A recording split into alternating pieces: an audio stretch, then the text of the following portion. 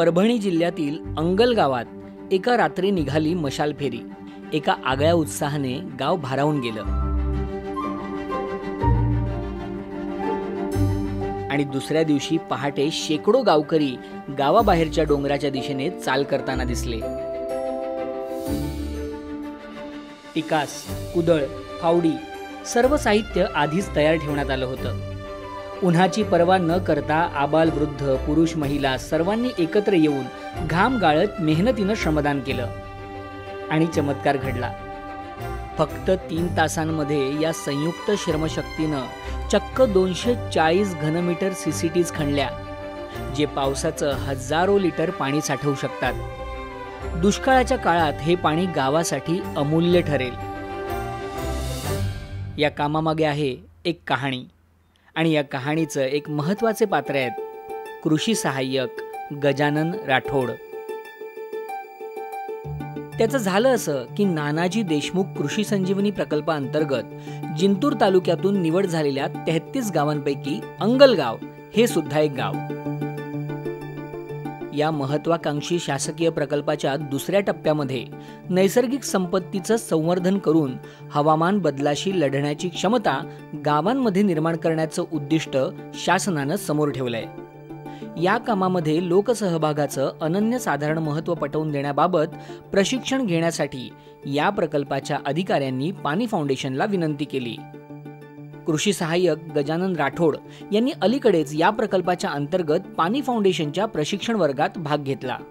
गेल्या अनेक वर्षांच्या आपल्या अनुभवातून गजानन यांच्या लक्षात आलेली एक गोष्ट या प्रशिक्षणात देखील अधोरेखित झाली, ती म्हणजे जेव्हा लोक एकत्र येतात तेव्हा ते स्वतःचं भवितव्य बदलू शकतात। जे संकल्पना आहे हे वैयक्तिक कोणीच करू शकत नाही। ही पाणी पातळी सार्वजनिक ठिकाणी सर्व लोकांनी केली तरच वाढणार आहे।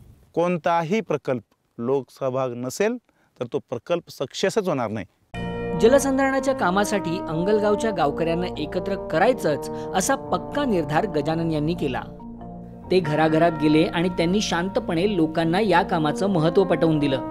अतिशय शिस्तबद्ध पद्धतीने मग गजानन यांनी काही गावकऱ्यांच्या मदतीने हे काम यशस्वी करण्यासाठी पुढची योजना आखली। यासाठी गावात मशाल फेरीचं देखील आयोजन केलं।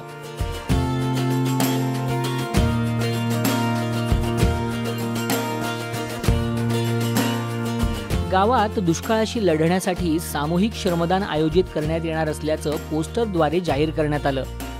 4 दिवसापासून मीटिंग घेतली आमच्या आणि कालच्या रात्री आपली मशाल फेरी झाली।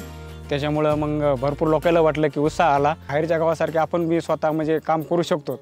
आणि मग रात्री गावात एक ग्रामसभा भरवून पाणी फाउंडेशनच्या टीमनं श्रमदानाच्या ताकदीवर आधारित प्रेरणादायी फिल्म्स दाखवल्या। यानंतर गजानन राठोड उभे राहिले आणि लोकांना पुढच्या दिवशी सामूहिक श्रमदानासाठी येण्याचं आवाहन केलं आणि त्यांच्या या आवाहनाला गावकऱ्यांचा उदंड प्रतिसाद मिळाला। महिला आल्या, पुरुष आले, म्हातारे सुद्धा आले, त्याच्यानंतर तरुण पिढी तर होतीच आणि काही बालक बी होते समजा। त्यामुळे वाटतं की समजा आम्हाला भरपूर आम्ही एकत्र जर आलो तर गावाचा भरपूर विकास होईल असं मला वाटतं। आजच्या श्रमदानाचा अतिशय मला आनंद वाटला। मला पण असं वाटत नव्हतं का एवढी गावातून पब्लिक काम धंदा सोडून इकडं तिकडं जाण्यापेक्षा मलाही सुद्धा आज कार्यक्रम होता, पण मीही सुद्धा थांबलो। प्रत्यक्षात त्यानं एकही माणूस असा नाही की श्रमदान केलं नाही। कृषी विभागातील इतर सहकाऱ्यांनीही मोठ्या उत्साहाने या कामात गजानन यांच्यासोबत सहभाग घेतला। इतर कृषी अधिकाऱ्यांनी देखील गावकऱ्यांच्या खांद्याला खांदा लावत श्रमदान केलं। या सर्व अधिकाऱ्यांप्रती गावकऱ्यांच्या मनात जिव्हाळ्याची आणि आपुलकीची भावना निर्माण झाली आहे। चांगले अधिकाऱ्याचे वडील होते, पण तेही सुद्धा स्वतः हातामध्ये फावडं घेतलं, टिकाव घेतलं आणि खोदून त्यानं परिश्रमाचं दान केलं, ही मी माझ्या डोळ्यानं बघितलं।